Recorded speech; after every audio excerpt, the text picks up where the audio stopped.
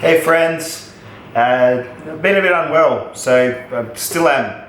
But something I can do for you today is my fixed blade knife collection. People are interested in that. I've had a few requests. So let's do it. I got a whole bunch. Some have gone, some are still here.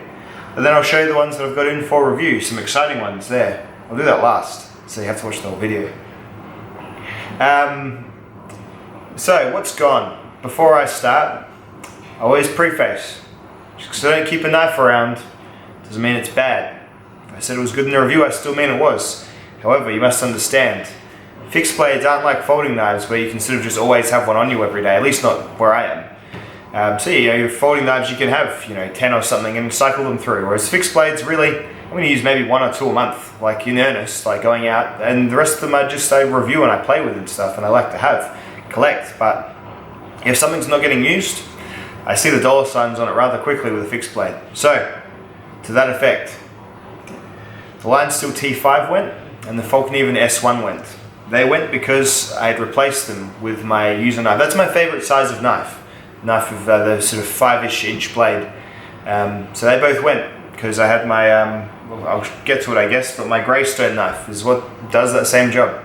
Both of them are great still. I would recommend them. If you can't get a Greystone knife or that knife, then excellent choices. Another one that's gone but probably coming back is the Falcon Even A1. I had the black coated A1 and the black coating always bothered me. So I'm figuring I'm probably going to upgrade it to either an A2 or an A1 Pro. Yet to decide, it'll probably happen soonish.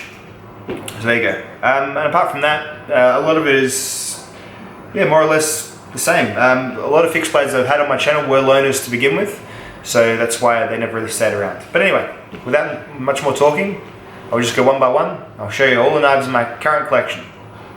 Stay tuned. Alright, so let's start off with a couple of random things. This is my old hickory cleaver, 1095 steel cleaver. As you can see, it's just, they rust. There's nothing you can do to stop this rust. But as long as you keep them clean, I mean, you're not going to poison yourself. It's fine for like hanging up on a hook in like a camp or something like that. It is what it is. It's a 1095 complete carbon steel food prep device. So it's going to be hard to maintain, but it's. I bought this as a factory second, so the handle like had some weird colorations on it, and I think the tang was a bit out or something. There was something wrong with it that I really can't pick, and I got it for like 20 bucks. And it's a good big old cleaver. You could probably use this for a lot of stuff. So yeah, let's start off with that. A bit random, I know, but there you go. Moving on to the Boca Vox Rolled. So the Vox Rolled I've had a weird relationship with the Vox Rolled. D2 survival knife. Funny, I know. I don't think this will stick around. I'll probably end up selling this Vox Rolled. I just don't have a use for a big survival knife, or if I do, only one at a time, and this one's stuck around really because, I don't know, I just haven't thought to sell it yet. I might just sell it for cheap or give it away or something. I don't know, we'll see. Interesting knife. It's a nice looking knife. It handles well, but yeah, it's just not for me. It's fine, but it's not, the sheath is just a bit awkward. And I do still have my doubts about D2 a little bit as an impact steel for a survival knife. So there you go. Vox Rolled, as you've seen, my first one shattered. This one I went a bit easier on it during the testing, but then, I mean, this sort of knife you're not supposed to have to worry about and go easy on. So I don't know. Boca Vox Rolled, it's okay, but it'll probably go. This is my favorite knife, and this is really the one that's kicked a lot of the other 5-inch type knives out of business. This is my Greystone Customs knife. It just fits my hand perfectly. 12C27 steel, a simple stainless steel. It's tough. It's very, very thin. Just a good slicing knife. Yeah, not a survival knife, but a great camp knife. See, this is a knife I actually take out when I just go for a walk or something, and it gets used a lot, and it does really, really well. Yeah, you sharpen it a little bit more than you would your 3V knives or whatever, but it's more or less stainless. That's just some sap on it that I could just wipe off. Stainless, but then the handle is really, really comfortable as well. Just fits me like a glove. Really, really good. Comes with a nice Kydex sheath that has like a leather loop here, which is like a polka dot leather loop. It's good. It's really, really good. It's definitely a winner. And this is a sort of knife that I think is really worth getting just a single custom knife. If you're after just a camp knife, maybe you get one that fits your hand perfect, you know? Or at least shop around. Get just the one that does you just right. I don't know, collecting fixed blades for me is, you're only really going to bring one, so, and you know, just the same one every time probably. I don't know, that's kind of how I'm feeling about it lately. So yeah, this got rid of the Line Steel T5, the S1. I kept the strong arms around because I do a bit of a different thing, but yeah, it's good. It's lovely. It doesn't make too many of them, but yeah, Greystone Customs on Facebook if you're interested in that sort of thing. Here's another good one. This is the Z Hunter fixed blade. My sister got me this one as a congratulations for getting to 10,000. So Z Hunters are a bit of a knife industry or a knife nerd joke. Obviously thanks to Nick Shabazz. So this is like the fixed blade Z Hunter. You know, it's 1CR1 MOV steel, and I'll do an edge test on this at some point, and we'll see how it goes. But yeah, it's the handle is just the worst possible fit for me. Someone held it yesterday, and it's actually quite a good handle, but that was because his 3 fingers fit perfectly into here, whereas mine are like, my 3 fingers are a bit too narrow, but then my 4 fingers are too thick, and my 4th finger just rides on the hump, so just, yeah. Too many risks making a fixed blade knife with a handle like that. I don't know, too many risks. But yes, it's a Z Hunter fixed blade. A real treasure. Then we've got my Falcon Even F1, probably, as well as the Greystone Customs knife, probably the knife with the most dirt time on it from all of mine, and my Mora Bushcraft Black. The F1 is it's just a little tank of a knife, very thick little stout convex ground knife. I've tipped this and had to sort of but I've got to do a little bit more work by the looks. But yeah, so, and I've changed the groundings a few times. I've V-ground this once or twice, put it back to convex. Yeah, it's really seen some stuff. It's definitely my knife. It's not going anywhere. It's not really probably worth that much anymore anyway, apart from like if you're like a super fan of the channel or something. But yeah, it's in terms of being an actual usable knife, it's still got lots of life left in it, but not a pristine F1 anymore, that is for sure. Right, here's a custom knife sent in by Foolhardy Knife Works for the RWL 34 test. People are like, hey, that's too low for RWL 34, and I was like, well, it's 59 Rockwell, so it's not super hard. And I mean, look at the recipe of RWL 34. It's not particularly complex. Why people thought it was going to be, you know, M390? It's not. It's quite a basic powder stainless steel. It's a good powder stainless steel. I mean, they all are. But yeah, it was interesting, the feedback on that one. There's a slight recurve to the blade, which is very slight. It's exaggerated by this curve down as well. But yeah, it's definitely sort of like a big beefy, I would almost say it's like a survival knife, right, as well as a camp knife. It's really thick stock, nice comfortable linen micarta handles. Canvas micarta, linen micarta handles, I think. Pinned in, yeah, it's nice. It is nice. I love his logo too. It's like all sort of primal. Whole knife feels a bit primal. Really cool. Came with this Kydex sheath. Good big stainless type survival knife. Happy with that. Now we've got, here's one from Genuine Junk. This is a Buck Selkirk survival knife. This is in 420HC.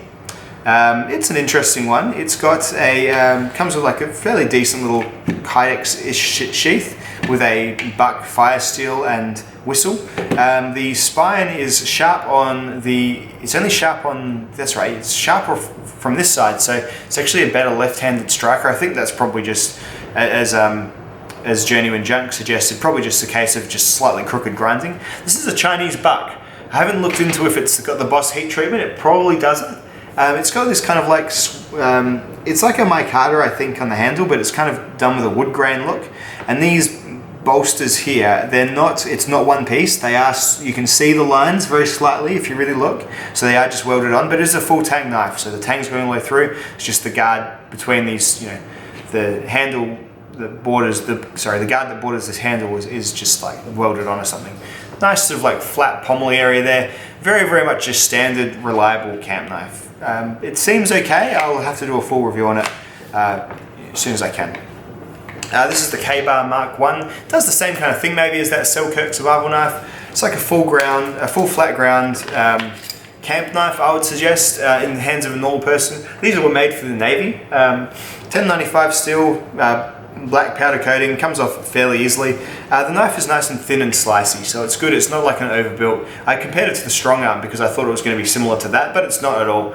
It's actually quite a different beast. Really, really good, and you could probably use it for the same everyday purposes, but a little bit less stout, I would say, but still not a weak knife by any stretch. But yeah, nice handle, really nice round handle, just fits really well in the hand, and you can just use it for a good long time. And it's got a nice grip to it. Obviously the forward guard helps you a little bit more as well. So I can see its combat applications too perhaps, but just a nice long time user for sure.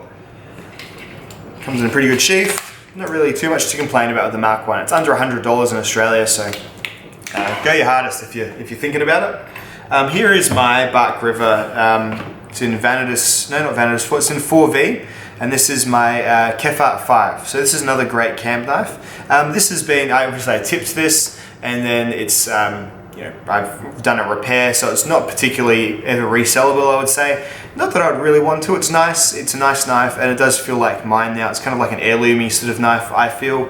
Yeah, good in the hand. Nice simple handle. Nice leather sheath. The steel is excellent. The steel just probably the best steel on the table right now. Just cuts it for days. Yeah, it's nice. It's got a flat spine. It's a good camp knife. Good camp knife. Just not a heavy duty survival knife. People are like, oh, that shouldn't have happened. The tip breaking, and I'm like, yeah, it probably kind of should have. It's a really thin tip. Like, some knives need a thin tip because that's the purpose of the knife. Like these, like a good little hunting knife tip or something, nice and thin for getting in between those tissues. Totally fine with me that it broke. It was my bad. It's nice that people are like on my side, but really you don't have to be. That was dumb. I was dumb trying to split wood with it. So there you go. But all good. All good. Righto. My two Creeley Blades knives. So this is a Rex 121 Mako. And it comes in this glorious little leather sheath, and the other one, they come in these great pouches too. The other one is a Crewwear. So Crewwear Mako and Crewwear and Rex 121 Mako. And they can both alternate between the sheath, whichever one I want to actually carry. If I was doing a day of yard work, I'd carry this one because it's a little bit tougher, a little bit thicker, less to go wrong. But I found Rex 121 is a completely fine EDC steel. Like, I've actually used it and carried it a fair bit. It's not rusting away. It's not even really patinaing yet. It's going pretty well. Really much, and I'll do like a couple of months on follow-up with this, just having regularly used it. Just if I'm around home, I've just been carrying this in my pocket. It's been between really this and the 940, the only knives I've really been carrying lately, to get proper time on. And yeah, I'll do a summary of how 121's done as an EDC steel, and it's looking pretty good, guys. But yeah, nice to have the Crew option as well. The handle on this one is maple burl stabilized.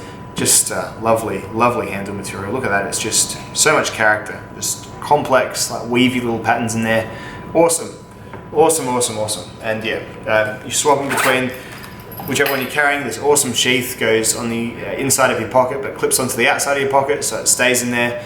And once you get the muscle memory down, you can pretty much put it back home every time without poking yourself in the hip. So very, very awesome little knife. Let's look at some Scandi type knives. Here we are, whole bunch of these. These are sort of, they're cheap, so you never end up reselling them, but you get some joy out of them as well. So the Tarava Puko, this is like a pretty rugged version of the Scandi style knife. It's got a secondary bevel, Scandi grind, but secondary bevel. Really, really thick spine you see there. Super thick all the way to the tip. A real sort of hard using rugged knife made of 80 CRV2 steel. Really not much can go wrong with one of these. I'm not the biggest fan of like this weird lanyard pommel. I'd rather just flattened off, but it doesn't matter. Yeah, recommend for sure. Probably wait till you get the sheath unless you've got some awesome like leather sheath like I had laying around to use with it, which I did. Black Owl Outdoors leather sheath. Holzfors Bruck's kind of on the other end of the price scale. These are like $10 knives. SK5 steel, super tough. You see me wailing on this with a hammer in the video for it. Awesome. Two Moras. One is from a viewer, sent it in, and one is my like lifelong beta Mora that I've had for years. This one was sent in by viewer Stuart, and he's gone and put on like a crazy zero ground edge on it, and it is just scary sharp. I cut shaving some wood with it, and it's just, yep, you can see the joy of having like a very, very sharp Mora knife. Really does help you do some nice fine woodworking type stuff. So that was awesome. And then yeah, my other one is just the one that I thrash on. This is like my benchmark. If a knife breaks doing a job and then this knife can do it instead, then I kind of am a bit like, maybe the knife was a bit crap, because it's like that Kizzle-Ya knife. This did the same job that I was trying to do with the Kizzle-Ya, which is thinner than the Kizzle-Ya, even at the thinnest point of the Kizzle-Ya. And yeah, there you go. Wasn't super impressed with that Kizzle-Ya because the Mora did what it was trying to do and didn't die. Cold Steel's answer to the Mora is the Fin Hawk. It's less good than the Mora because it's so grippy here, it gets stuck in the sheath, and then the sheath doesn't also have a push-off point like this. It's fine, it's probably a little bit thicker and more stout. The 4116 steel is going to be about the same performance as the Mora steel. It's not an identical steel, but it's going to be about the same for you for the everyday user. So yeah, Scandi knives, they have their place. Excuse me. But they, they're not super exciting, and they do kind of just hang around because they're not worth anything to resell. So there you go. Got a whole bunch of Scandi knives. Here's something special. Here is my Bear Grylls knife. If it wasn't for this knife, I wouldn't be doing this channel probably. I got this knife when I was really into Bear's show, and I was like, oh, that looks cool, having a knife out when you go walking. I used to go out camping and stuff, and maybe have a saw, if anything. In Australia, you can go camping without even bringing a knife, and you do just fine. Like, it's just how our landscape is. Not many of us would probably admit that. Maybe a little pocket knife or a Swiss Army knife is probably what a lot of Australian, really seasoned, regular bushwalkers and campers bring. The knife thing is for fun, I think. It's more of a way of further enhancing your relationship with outdoors, because you can certainly investigate things and get amongst nature a little bit more with a knife. But if your plan is to just go and exist within nature, anyway, I'm probably digressing. That's probably a different topic for a different video. But so yeah, this is the knife I got. Sorry, camera overheated. Thinking, oh yeah, I'll get a knife to take with me walking. And you know what, it does its job. It doesn't break, it does cut things. The serrations are a bit silly because it's an outdoors knife, and against wood, you sort of just get an uneven experience. But it's thick, it's fairly stout. It's ugly as sin, and it's tacky and cheesy to have like endorsed gear, I know that, but honestly, it's still here, isn't it? Like, it hasn't folded in half or anything like that. They've made some pretty hokey Bear Grylls products, but this, yeah, it's a thing. It exists. It shouldn't not exist, I don't think. It's probably been more of us than we would probably admit are knife people because of knives like this. And I'm not scared to admit it. Yeah, this was the knife that got me into knives, and of course, then I started looking around for different knives. First, I kept within Gerber for a bit. Moved up to LMFs and strong arms and stuff. And then yeah, you branch out to like Falkniven and stuff. And I think a lot of people's knife journey started with this one. So we shouldn't all completely rag on it, because the more knife people in the knife community, the better the knife community is. So I think this has brought a fair few folks in. So there you go. And these are kind of the knives that I guess, not these exact ones, but I moved from the Bear Grylls to these sorts of knives next, because I was still thinking, oh, you just need the knife to be a survival knife. Not like a camp knife or just like a slicing knife. So yeah, I've moved up to these kind of next. These Gerber strong arms. They're pretty nice, like dual kind of knives. Pretty thick behind the edge and very much more geared towards just messing stuff up. And the SRK is kind of like a giant version of this as well. I'm not the biggest fan of the SRK. I think it does a little bit too little for, like, it doesn't do anything particularly great. It's kind of even a bit more large and unwieldy, and the handle's a bit tacky for me, but I can see why it's revered. But I do prefer these strong arms, I think. I like just the size a bit more, the 4.5 to 5 inch blades. Just really do the job. I've used and abused these, this one particularly, a whole lot. I've had a few of these, they've come and gone. Yeah, great knives, great value on any of these really. I would suggest these, but if you get one of these in 3V, it's probably never going to break on you at all. And they have got rid of this weird blank spot here, which I never really used as a choke up point. So yeah, I wouldn't turn my nose up at any of these, even still. The Mora Bushcraft Black, this along with the F1, probably my two most actually used fixed blades in terms of these physical ones are the ones I've always had. Yeah, I've already shown the Falkniven a bunch of times, but just a great little beater abuser knife. And yeah, the Mora is just, this is just seeing some shit, man. This was like my go-to belt knife for the longest of times. Even though I had reduced it to a 0 ground Scandi, I was still using it for really heavy tasks. I didn't quite know what I was doing. So of course the edge is a bit munted now. I probably need to just need to convex this or something stupid like that just to get it strong again. But yeah, excellent knives. Both of these. I think I'm showing the Falkniven again. Sorry, I'm still a bit delirious and sick, so I might have I'll probably watch this video back and it's just me showing these two knives over and over again and forgetting, so there you go. Alright, and lastly, these are the knives I have in for review. They're on loan from other people, or they are review samples. So let's get started with the Benchmade Altitude. This is in loan from Lugamonga.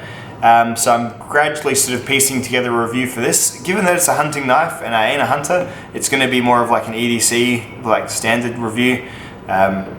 Probably it's a pretty simple knife, so it's, you know, does its simple jobs very, very well. So it's a really, really nice little knife. Really interesting little, just early real flourish is this little carbon fiber G10 grip here, which really actually does the job quite well. A lot of cuts, S90V, a lot of cuts on the rope test, that's for sure. Good stuff. Next, also from Jared, is this Cutco K-Bar. See this? So it's got that, like, you know, the K-Bar BK16, it's got that kind of handle, that shape of handle, in like a bit of a rougher, I think it's still that Griveries type stuff. And then the blade is like, it's a flat ground and then a slightly hollow ground, but very much that Becker BK shape. And then 440B, you know, and they've got some name for the process, some sort of special apparently version of 440B steel. So this is just like, it is definitely aiming to be like a camp knife rather than, I would say, a survival knife, although yeah, it's pretty thick and pretty forward heavy really, so you never know. But yeah, I've got to do a bit of a test on this one. I've got to do a steel test and a few other things on that bad boy, but yeah, as I said, I've just been absolutely fucked lately, just don't have any energy to just get anything like that done. Alright, now let's look at, this is a knife. You see a few of these bouncing around YouTube. They sent me an email saying, hey, would you like to review this knife? I sent them an email back saying, yeah, I mean, you can send it, and as long as you're happy for me to do an honest review on it, yeah, I'll do a review for it, and then I'll probably give it away. So this is a jacked kit. Oh, what a name, jacked kit. Jacked kit, like why? I know it's a Swedish name or something. But yeah, it's another one of those, you know, this type of knife. Obviously the comparisons draw straight away to this, you know, or, you know, even to the SRK. Yeah, and it's kind of like a bit of a Swedish survival knife, they sort of sell it as. This one's interesting. It's actually in a VG10 Cobalt steel. So it's like VG10 but with Cobalt added, which is, you know, pretty interesting steel. It's not fully convex grind, but the edge is definitely a convex edge. So they're having a go at the Falkniven type thing. This one just came blunt, which I'll talk about in a review. It's just not sharp at all. Like as in, I think they've just buffed it too hard when they've been polishing it, and they've just polished the edge off. It's slightly sharper down towards here, but really, not really either. Like I can push down pretty hard on that, and it's just not really doing much at all to my finger. So yeah, interesting, but it seems well made and rugged, like and thick. But yeah, so that'll get a review. It's got like a cold steel style nylon. Well, I'm not sure if it's Kydex or not. It's really hard to tell. You know, how do you tell Kydex? You bite it with your teeth. You know, do you bite it like gold? Who knows? So yeah, and yeah, it's got like kind of the candle's like a bluey color as well, rather than black. But yeah, so kind of seems a bit off-brand, but I'll give it a go. I'll give it an honest review, so that's fine. And then yes, I'll give it away, because I don't keep the things that I get for free. Not generally, anyway. Right, these are on loan from someone who, yes, I made a real-life knife friend. What? So he lent me a bunch of his knives.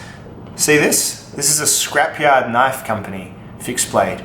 SYKO, Psycho. It's an LMAX, and it is very thin. It's made by, this is a Bussy sub brand, and it's got this really interesting all enclosed rubberized handle that is really, really comfortable. It reminds me of those Maxpedition knives, remember them? I don't know if they're still around, those Maxpedition fixed blades. Feels a bit like them, but yeah, just really, really nice. This would be a proper like hunting knife for sure, like L-Max, thin blade, trailing point, yeah, very, very cool. Comes with what's this company? Aswelke Customs Kydex sheath, so AZ Welke or whatever it is. Yeah, it's seen some use by the looks of it too, so I think you got this second hand. And then 1, 2, 3 Survive GSO knives of different shapes and sizes. So this is like the GSO 3, I think, like the 3-inch little GSO in 3V steel. Very, very like little tiny hip knife, fire steel notch there for the fire steel striker that came on the sheath. Very, very interesting little knives. These two are on loan. I'm actually buying this one off of him though, so interesting stuff. So yeah, these will all get full reviews. So this one is in 20 CV, a stainless GSO 4 micarta handles, and then this one has sort of a really roughed up textured micarta handle, and this one is in 3V. So, and it's got this finish that they do on it. I may have to look into Survive knives because it's not a coating, it's just the way they finish the steel. It's like a combination of blasting and stone washing or something, but really, really interesting. Big, thick survival type knife. Funny that, seeing as it's from Survive Knives. But there you go, interesting, excited to have this one on deck. We'll see if it pushes any of my other knives off the wagon into giveaway or sale territory. Very interested to see that indeed. So yeah, some Survive knives to come on the channel, and a Psycho knife from Bussy, as well as some Benchmades and some Cutcos and some Jack kits and all that sort of stuff. So there you are. Alrighty, so that's my fixed blade knife collection. Yeah, I'm sorry, I've not been the best YouTuber lately. I'm just knackered. So, hope that's alright though. It's something to watch, isn't it? Yeah, it's like gone for half an hour. That's good, isn't it? Just rating for time now. Yeah, I just haven't had the sand to go out and do anything vigorous, just a bit stuffed. Even I am not a unstoppable video making machine, as I sometimes seem. So yeah, bear with me. I'll be back probably next week at full strength again, and yeah, testing a whole bunch of knives. I've got a whole bunch of knives to test. This will be all I'm doing at the moment. I won't be after anything more, like sample wise. This is enough to last me a fair while. Plus I've got some other stuff coming up too. So I've got Cold Steel S35VN versus Cold Steel XHP next week. Right now, the thought of doing that just tires me out, but I'm sure once I'm better, I'll be like, yay! So that's next week as well. Yeah, I've got a few videos to do now, so I'll be more or less putting a stop on learners and stuff, probably for a couple of months or so, just while I get a whole bunch of things out and review samples and stuff out. So that'll be it. And just with regards to suggested videos and stuff, I think I'll be sticking to my itinerary. So that is the next couple of weeks, I think, at the very least. Yeah. So thanks for watching. If you, as I've said a few times, I've had some things donated to the channel, and people send me stuff, which is really, really nice. But I'd still try and keep it the exception rather than just taking everything from everyone. So yeah, if you do want to help the channel out,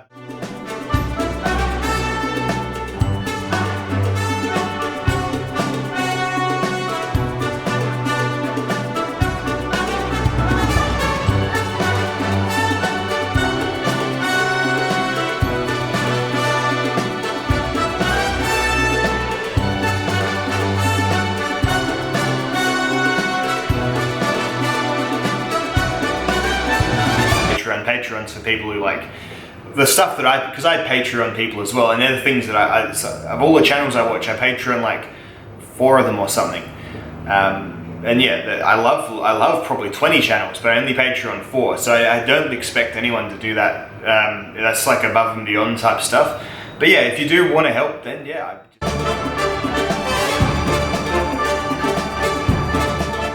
Because yeah, I really can't.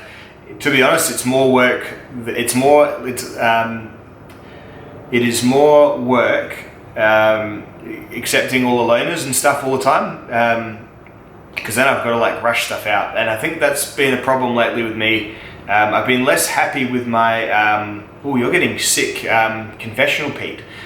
You're lucky. I've been less happy with my output since I've been doing lots of loaners, because I think I've found that if I haven't had the sense to buy it myself, I probably I'm not as passionate about it. So that could be a thing. Although that being said, I am very, very, and this is probably something I would have eventually tried and bought anyway. This Benchmade altitude, that's for sure. So there is still a sense of it, but I think I borrowed a lot lately, and it's all goes back and forward and stuff. But yeah, I reckon that is part of my somewhat, and it's just a personal level of dissatisfaction with my own performance and my own videos. I am maybe my toughest critic, so I think that might be what's going on.